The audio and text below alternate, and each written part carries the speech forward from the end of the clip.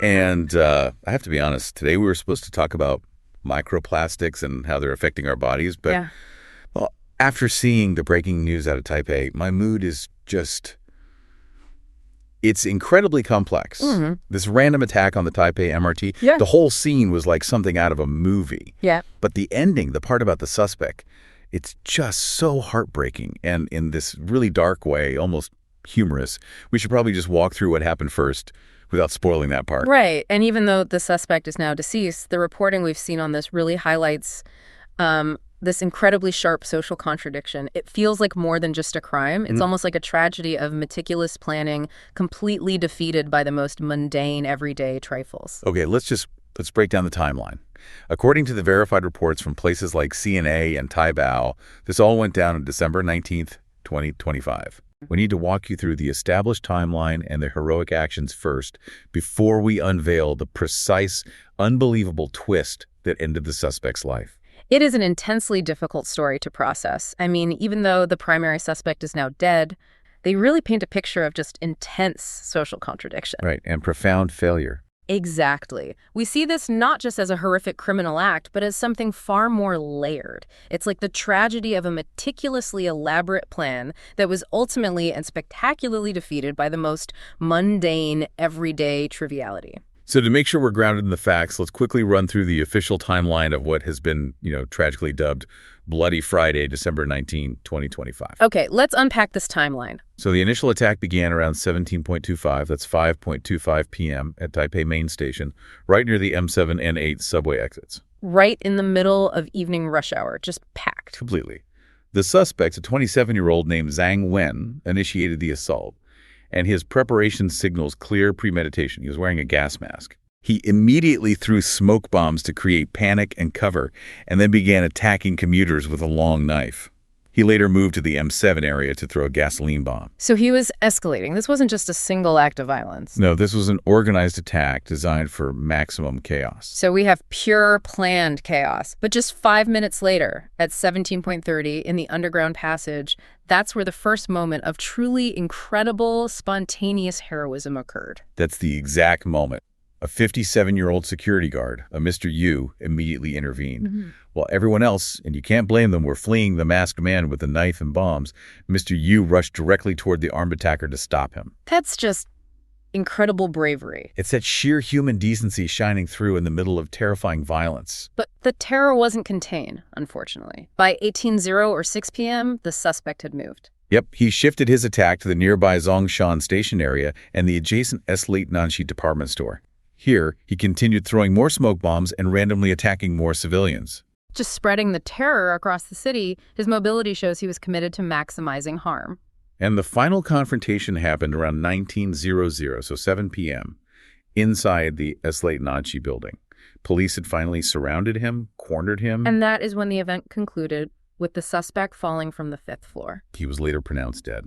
The outcome of that chaotic hour and a half is just heartbreaking. 4 dead and 11 injured. It's a heavy toll, and that profound loss really sets the stage for the rest of our discussion. Let's dedicate some time now to analyzing that moment of immense bravery. The self-sacrifice of Mr. Yu, the security guard, is the single most important human element in this story. Absolutely. The reports all emphasize that while panic was understandable, he rushed towards the danger without a second thought to stop the attacker. He is the definition of a civilian hero. We see this in these tragic incidents across the globe, don't we? We do. Like the Sydney shopping center attack recently. Individuals just stepping up to confront the perpetrator. It highlights this core, almost primal human decency. But the cost every time is almost unbearable. It forces us to acknowledge the inherent professional risk and the dignity of the first-line responders, who aren't necessarily police, the staff, security guards, cleaning crew within Taiwan's public transit system. Right. Mr. Yu was fundamentally a cleaning worker, but in that moment of crisis, he adopted a role far beyond his job description. Yeah. And he saved lives by taking that fatal blow. And he wasn't the only one. Reports noted that at least one other civilian was injured while trying to physically block the weapons the suspect was throwing. That type of altruistic behavior, the willingness to sacrifice yourself for a stranger, It's a powerful subject in social psychology. It's the opposite of the bystander effect. These people overcame that psychological inertia instantly. But here's the critical implication, and it requires a serious conversation. While their bravery is noble, relying on physical intervention exposes a profound systemic weakness. These first-line responders lacked adequate defensive equipment. Mr. Yu was trying to stop the terror, but he was fatally exposed. He was stabbed in multiple places, including his left ventricle, and died later that night. His sacrifice was huge, but it forces us to question the systemic protections in place for the people who manage our public spaces. And the emotional context is it's overwhelming. Mr. Yu's wife told the media that he was just inherently righteous and enthusiastic, that seeing injustice just triggered his instinct to help. He went above and beyond. You can only imagine the grief he leaves behind. The weight of that loss is undeniable. But now we have to pivot to the part of the story that captured the world's attention and has generated the most intense, darkly satirical commentary online. The black comedy of the suspect's final act. The great failed cardboard escape. Exactly. So when the news first broke that Zhang Wen had fallen from the 5th floor, the immediate thought was either a final desperate suicide or maybe a pathetic surrender. Right, that was the initial assumption. But the police and the site evidence suggested something far more calculated and ultimately far more ridiculous. This is where the planning meets the punchline. Reports, including details from employees at the S-Lite store, pointed to a failed Hollywood-style escape plan. The investigation strongly suggests he had likely scouted the location beforehand. He specifically noted a spot on the 1st floor where the store routinely stacked enormous quantities of discarded, thick cardboard boxes. The kind for shipping and receiving, all just waiting for recycling pickup. He wasn't improvising. He was trying to execute a calculated stunt, hoping to replicate some movie scene where the bad guy survives a massive fall. Right. He was counting on a conveniently placed pile of soft material. That was the plan. He calculated the angle, intending to leap from the 5th floor ledge and expect that thick, compressed pile of industrial cardboard to act as a cushioning life raft. To absorb the impact just enough for him to survive the fall, shake off the police, and make his escape. It was meticulous. But here is the magnificent, awful, and deeply ironic twist. The reason this story went viral. He failed to account for the relentless diligence of Taiwanese cleaning staff. It's unbelievable. The reports indicate that a diligent cleaner, probably getting ready to clock out, had preemptively and efficiently broken down and recycled the entire towering stack of boxes shortly before the confrontation. Just doing their job, tidying up. Yes, this routine act of tidiness cleared the space entirely, leaving the suspect to fall directly 5 stories down onto hard, unyielding concrete. Think about the irony of that. It's staggering. This man is wearing a gas mask, armed with explosives and knives, executing this sophisticated urban terror plot, complete with a scouted escape route. And he is completely undone by the most powerful, quietly efficient, and organized force in the entire city, the resource recycling aunties and cleaning staff. His detailed, high-stakes crime plot was neutralized not by anti-terrorism units, but by the mundane, routine labor of a worker doing their job exceptionally well. The contrast is what makes it so profound. This is why that online joke spread so fast. Taiwanese Mission Impossible. Mission failed because it was recycling day. And we have to emphasize that humor is aimed at the absurd failure of the suspect's plan, not the victims. Of course. It's a testament to how the quiet, functional order of daily life can inadvertently generate this chaotic counterforce against planned extreme violence. It's high-concept irony that offers this strange, temporary relief amidst the horror. But we have to use this irony as a springboard into that deep societal reflection you mentioned earlier. Right. What structural issues did this tragedy really expose? Let's delve into the layers of failure here because they're complex. First, there's a profound systemic failure tied to the suspect's background. Zhang Wen was a former voluntary soldier discharged for a DUI. Okay. And after that, he evaded military recall, which led to him being listed as officially wanted by the authorities. So this isn't just a personal failure. It's a failure of social integration. Being discharged is one thing, but evading recall and then planning an attack while essentially untracked, that exposes huge gaps. It shows that systems designed to track and support former military personnel, especially those discharged under difficult circumstances, are just not effective. Right. At social reintegration or monitoring their stability after they leave the service. Absolutely. When an individual who has been trained is allowed to fall through these social and legal cracks, it creates a massive blind spot in public safety. Secondly, we see that spectacular contrast between plan and accident. Right. This suspect wrote a detailed cloud plan, trying to control every aspect from his gas mask to his escape route. Yet, as we said, he was defeated by the simplest, most random act of daily life, a cleaning worker doing their job. It's the ultimate lesson in hubris. The complex plot failed because he overlooked the simplest variable. And finally, we have to scrutinize the media narrative bias. The media, fulfilling the public's need for closure, rapidly framed the story around these clear moral poles, the hero's sacrifice versus the suspect's foolish, deserving death. It's the classic poetic justice narrative, which is emotionally satisfying because it affirms the good and punishes the evil instantly. Precisely. And while that narrative is understandable, this intense focus risks distracting from the deeper, more painful long-term concerns. Like support for the victims' families. Exactly. The real tragedy rests with them, and they need sustained, adequate compensation and support. Focusing purely on the satisfying irony can prematurely close the book on the need for structural change. It's a necessary reminder. While his demise was absurd, the loss of life, 4 dead, 11 injured, is an entirely non-negotiable, painful reality. The space left by the victims is permanent. Now, we have to make a sharp turn. We spent considerable time dissecting the tragedy of a physical, chaotic, localized attack where the assailant relied on physical material, a pile of cardboard, which failed him utterly. And this reliance on a misunderstood physical material is actually our bridge to the next topic. Right. We're moving from the immediate visible chaos to something far more chronic and invisible. Exactly. The suspect's spectacular material failure reflects a general modern misunderstanding of the material properties we surround ourselves with.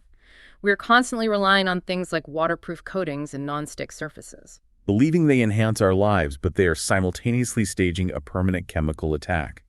This brings us to microplastics and PFAS, the forever chemicals. Okay, I accept that pivot because the common thread is failing to understand the true nature of the materials we trust. And to show the sheer gravity of this invisible attack, let's start with an overwhelming economic statistic. Okay. The Guardian reported in late 2025 that the annual health burden caused by synthetic chemicals, specifically including PFAS and plasticizers on the global food system alone, has reached an astonishing $2.2 trillion. Wait, $2.2 trillion? A trillion, with a T. That number should stop every listener in their tracks. It's almost impossible to comprehend the scale of this self-inflicted damage. Well, think of it this way. That $2.2 trillion is nearly equivalent to the combined profits of the top 100 global listed companies. We are essentially spending an amount equal to a massive portion of the global economy just to manage the healthcare and societal costs, like lost productivity and chronic illness treatment, driven by our chemical exposure. This is not a niche environmental concern. This is a foundational economic and health crisis woven into the fabric of our convenience. Absolutely. The cost is staggering because it's driven by chronic diseases like cancer, metabolic disorders, and reproductive issues, all requiring expensive long-term care. So let's define the primary villain here, PFAS. Okay, let's unpack the chemistry. What exactly are PFAS? Well, PFAS stands for per- and polyfluoroalkyl substances. This isn't just one chemical. It is a massive class of over 12,000 different man-made compounds that all share a specific and, frankly, terrifying structural feature. And that feature is what gives them their notorious nickname, right? Precisely. They are dubbed forever chemicals because they all contain the infamous carbon-fluorine bond, or CF bond. And that bond is like molecular superglue. It's an excellent way to put it. It's exceptionally robust, chemically speaking. It's one of the strongest single bonds found in nature. It takes an incredible amount of energy to break it down. Which translates directly to extreme persistence in the environment. So what does that mean for our world and our bodies? In the environment, they are practically immortal. They don't naturally degrade. They accumulate for decades, sometimes centuries, in soil, water systems, and the atmosphere. And inside the human body. They're strongly bioaccumulative and have an absurdly long biological half-life. For some of the most common ones, like PFOA, it can take anywhere from 3 to 8 years for your body to excrete just half of the amount you absorbed. 8 years for half. So during that time, they're just accumulating in the blood, the liver, and fatty tissues, causing damage constantly. It's a chronic, continuous poisoning. Now, to help everyone listening, we need to clarify the chemical alphabet soup. We hear PFAS, but also PFOS, PFOA, and the everyday term fluoride. How do we keep these straight? That differentiation is critical. PFAS is the big umbrella term covering all 12,000 plus substances. Okay, PFOS and PFOA are simply two of the most historically common and toxic subclasses within that huge PFAS family. When we talk health risks, we're generally talking about the family as a whole, but these two specific compounds are often the focus of regulation because they're so well studied. And let's be very clear about fluoride, which people associate with this because of the name. It's the key safety distinction. Fluoride, like the sodium fluoride in your tap water and toothpaste, is an inorganic salt. It's used for dental health to prevent cavities. Critically, it does not possess the same long, persistent organic carbon chain as PFAS. It doesn't bioaccumulate long-term in the same damaging way. So the toothpaste you use is safe and necessary. Absolutely. It's chemically distinct from the man-made PFAS villains. It's that long, resilient CF backbone that is the chemical culprit. Now that we understand the chemistry, let's confront the ubiquity. Why is PFAS so dominant? Because it provides three critical high-demand consumer properties. It is excellent at being waterproof, oil-proof, and heat-resistant. That describes almost every product we use for convenience. Let's identify the high-exposure areas, starting in the kitchen. The kitchen is where we get the highest acute exposure. The classic example is non-stick cookware, especially the PTFE-coated pans. When those surfaces get scratched or overheated, they release toxic compounds directly into your food and the air. And air fryer liners, too, I'd imagine. Air fryer liners, oven mitts, even some bakeware. And the packaging that brings our meals to us is another huge vector. Massive. Think about any grease-proof paper packaging. The wrappers for burgers and fries, the lining of microwave popcorn bags, the interior coatings of paper meal boxes, and takeout coffee cups. All of them? All of them require PFAS treatment to repel water and grease, and that chemical coating migrates quickly into hot, oily, or acidic food. So every time we choose convenience, we are likely accepting a dose of forever chemicals. Outside the kitchen, where are the hidden environmental sources? Textiles are a massive category. Look at anything labeled stain-resistant, water-repellent, or waterproof breathable gear. Like rain jackets. Major brands of rain jackets, Gore-Tex, water-repellent shoes, and stain-resistant treatment applied to household carpets, furniture upholstery, and curtains. These products continuously off-gas PFAS compounds, contributing significantly to indoor dust contamination. Which we then breathe in. And let's not forget personal care. No, even products we apply directly to our skin. Waterproof makeup, foundations, mascaras, certain types of nail polish, and surprisingly, certain dental floss. We need to spend a moment on the floss. Why risk PFAS when flossing is supposed to be a healthy act? It's purely for user experience. To achieve that highly desirable ultra-smooth glide, some manufacturers coat the floss with PTFE polytetrafluoroethylene. That's Teflon. That's Teflon. And studies have shown a correlation between using these flosses and measurably higher levels of certain PFAS compounds in the bloodstream. We're literally injecting it into our system for a smooth glide. That is an astonishing paradox. What about the major environmental contamination sources? Industrially, the most infamous source is firefighting foam, known as AFFF. It contained extremely high levels of PFAS, leading to massive, long-lasting groundwater and soil pollution, particularly around military bases and airports. It is truly a 360-degree exposure. Let's focus on the health consequences. How exactly are we getting this, and what's the scientific consensus on the hazards? Our three primary exposure routes are diet, inhalation, and skin contact. Diet is the most critical. Contaminated drinking water, contaminated seafood, and of course, migration from hot packaging into our meals. Inhalation from the dust from our carpets and skin contact from cosmetics. Exactly. It's a chronic exposure that targets multiple systems. So what are the confirmed high-level health hazards? We have to start with the carcinogenicity. The International Agency for Research on Cancer, the IRRC, has classified PFOA as a Group 1 carcinogen. That is the highest classification. That means it is definitively carcinogenic to humans. No debate. The strongest links are consistently found with kidney cancer and testicular cancer. And beyond cancer, what other physiological impacts are documented? They're extensive and often involve hormonal disruption. We see strong links to thyroid disease, high cholesterol, liver function abnormalities, and critically impaired immune systems. Impaired immune systems. Yes, studies show that PFAS exposure can actually reduce the efficacy of vaccines because the body can't mount the necessary robust immune response. That's a massive vulnerability in global public health. And what about for pregnant women? The risks are clear. Exposure is linked to high blood pressure during pregnancy and delays in fetal development.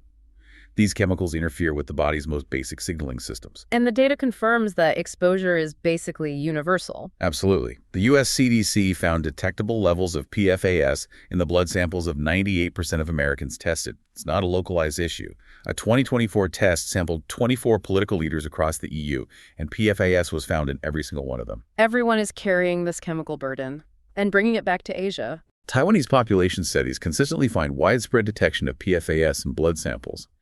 And perhaps most relevant to daily life, when researchers tested common paper meal boxes, they found that the concentrations of PFAS leaching into food, especially hot food, sometimes exceeded the rigorous safety recommendations set by the European Union. So PFAS is the chemical poison, but you mentioned microplastics are arguably an even more insidious, pervasive threat. Why elevate them above the chemical cocktail itself? I elevate them because their physical ubiquity makes them impossible to avoid, and more importantly, because of their synergistic mechanism of harm. The threat is twofold: physical damage and chemical delivery. Okay, let's start with the physical mechanism of harm. What happens when we ingest these tiny particles? The primary issue is size. The nano-sized particles are capable of penetrating biological barriers. They don't just sit in the gut, they penetrate the gut wall and enter major organs. They travel through the bloodstream, they can cross the blood-brain barrier, and they're found in the placenta. It's like having microscopic, non-degrading physical contaminants constantly irritating our deepest systems. Exactly. This physical intrusion acts like a chronic irritant, triggering low-grade, constant inflammation. And chronic inflammation is the root cause for a host of serious conditions, including a high risk of blood clots and potential neurodegeneration. But the second mechanism, the chemical delivery, that's the ultimate Trojan horse. Yes. This is the crucial point. Microplastics act like powerful sponges or dust balls in the environment. Their surface chemistry makes them incredibly effective at absorbing and concentrating other fat-soluble toxins. So they attract things like PFAS, heavy metals, plasticizers. They magnetically attract all of it. So when a person ingests a microplastic particle, they aren't just ingesting an inert fleck of plastic. They're ingesting a concentrated, microscopic delivery vehicle packed with a potent cocktail of chemical poisons. Delivered directly past the gut wall and into the bloodstream. The microplastic provides the pathway, and the absorbed toxins provide the immediate systemic damage. Where does the bulk of this microplastic intake come from in our daily routines? Bottled water is a leading source. A single liter can contain hundreds of thousands of microplastic particles shed from the bottle itself. And other sources. The physical abrasion from plastic floss picks, heated plastic takeout containers, and residual contamination from historically used microbeads in personal care products. And circling back to the local data, the sheer volume being processed by the human body is astounding. It is. Recent studies specific to the Taiwanese population show the average person excretes at least 8,000 microplastic particles daily. And that is just the number that passes through.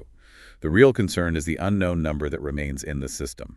So we face a sophisticated, two-front, invisible attack. We need defense mechanisms. Since we've established that zero contact is scientifically impossible, our strategy must be robust, focused, and pragmatic. We must employ a high-impact reduction strategy to significantly limit the less-in side of the equation. Okay, let's start with the highest return on investment, water consumption. Water is number one. You must eliminate commercially bottled water. Switch immediately to high-quality stainless steel or glass reusable containers. And is a cheap pitcher filter adequate to handle these tiny threats? No, you need dedicated, effective filtration. Reverse osmosis, or RO, systems are the gold standard because they strip out incredibly small contaminants, including nearly all PFAS. And if RO isn't feasible, look for activated carbon block filters certified to remove particles under 0.5 micrometers. These systems significantly reduce your chemical burden. Fantastic. Let's move to the kitchen. We need clear, easily remembered rules. I call this the kitchen and food 3 don'ts. Because heat and acid are your enemies. First, never ever microwave plastic, even if it's labeled microwave safe. Use ceramic or glass instead. Absolutely. Second, do not store highly acidic or oily foods in certain plastics, especially polystyrene, which is plastic number 6. They act as solvents. And third, replace scratched or damaged nonstick cookware immediately. Once that layer is compromised, you're inviting carcinogens into your dinner. It's a false economy to keep a damaged pan. What about dining out? Minimize reliance on oil-resistant paper packaging for hot food. Avoid number 6, polystyrene hot drink lids. And whenever possible, bring your own steel containers for takeout. Let's circle back one last time to oral hygiene. Fluoride toothpaste is safe, but what about flossing? Actively avoid any dental floss labeled ultra smooth unless it explicitly states it is PTFE-free. That slick feeling is likely Teflon. So opt for natural wax-coated floss or clearly labeled non-PTFE products. Right. And if you use those small plastic floss picks, choose ones made from polypropylene, which is number 5, over the more common number 6, polystyrene. Or better yet, look for bamboo or wood alternatives. Okay, that covers the less in strategy. But since the half-lives of these chemicals are so long, we need a rigorous more out strategy to help the body excrete the accumulated load. The goal here is twofold. Supporting the liver to break down the chemical toxins and binding those toxins in the gut so they can be excreted, preventing reabsorption. So we're supporting the liver's detoxification process. How does that work? The liver uses 2 main phases for detox. To support this, cruciferous vegetables, cabbage, broccoli, kale are essential. They contain a compound called indole-3-carbonyl, or I3C, which aids the liver in metabolizing these foreign chemicals. So we're giving the liver the specific tools it needs. Exactly. And the liver is an energy-intensive organ. It requires raw material, so adequate, high-quality protein is vital. Eggs, lean meat, fish provide the necessary amino acids for the detox pathways to run efficiently. Now let's discuss gut health and that fascinating concept of blocking reabsorption. What is enterohepatic circulation? It's a sneaky way the body reclaims resources. The liver dumps fat-soluble toxins into the digestive tract via bile. But if those toxins don't bind to something solid, the body often reabsorbs them back into the bloodstream. It's a toxic recycling loop you don't want. It is when dealing with man-made chemicals. This is where fiber becomes critical. Soluble fiber, found in oats, okra, beans, acts like a powerful vacuum cleaner in the gut. It physically binds to those toxins. Yeah. Right. It holds them hostage and prevents them from being reabsorbed. If the toxins are bound tightly to the fiber, they are guaranteed to exit the body. You interrupt that toxic recycling loop. That makes perfect sense. What about physical excretion methods? Can we sweat these out? Physical excretion is a useful auxiliary method. Regular, intense exercise and sauna use can definitely help excrete some specific toxins, particularly phthalate plasticizers, via sweat. So a workout is also a detox session. It provides measurable assistance. And one last critical point. Drink copious amounts of filtered water. Sufficient clean water volume maintains peak kidney function, which is responsible for eliminating water-soluble metabolites. And finally, defense against chronic inflammation, the physical damage microplastics cause. Right. We need to combat the chronic oxidative stress. Consume high levels of antioxidants like vitamin C, vitamin E. You find these in dark, leafy vegetables, citrus fruits, berries, and avocado. Reducing chronic inflammation is paramount. So the overall takeaway is a highly strategic, two-pronged defense. First, be relentlessly vigilant about what we allow in, and second, proactively support our body's natural defense systems to aggressively push the toxins out. That's the game plan. We've covered 2 very different types of tragedy today. We started with the tragedy of chaos, an elaborate, planned physical crime thwarted by the simple, dedicated order of a cleaning worker. And then we transitioned into the tragedy of chronic exposure. A silent chemical attack happening every single day inside almost every single human on the planet. The contrast is chilling. It truly is. So when we discuss and perhaps laugh the suspect for thinking that a flimsy pile of cardboard could save him from a 5-story fall, let's not forget the irony that we, too, are relying on material properties that ultimately betray us. We use PFAS in our waterproof jackets, our nonstick pans, and our single-use plastic cups every single day, believing these materials are helping us. This invisible, permanent, random attack has no smoke bomb, no gas mask, but it is fundamentally much, much harder to dodge. Wow. That puts everything into perspective. I think after this deep dive, I should grab a glass of water to process it all. Oh, wait, that has PFAS too, right? Huh. Everyone, this episode of Sip and Talk was genuinely intense. We sincerely hope this information provides you with the clarity and actionable steps needed to confront this chronic risk. We've given you a significant amount to process today. If you found this discussion insightful, please make sure you subscribe to Sip and Talk wherever you get your podcasts so you don't miss our next deep dive. And if you need a mental palate cleanser, after all that heavy material, go check out the YouTube channel of our old friend, Mickey. It's called Mickytolife, and he's always posting fun memes and the latest travel vlogs that offer a much-needed break.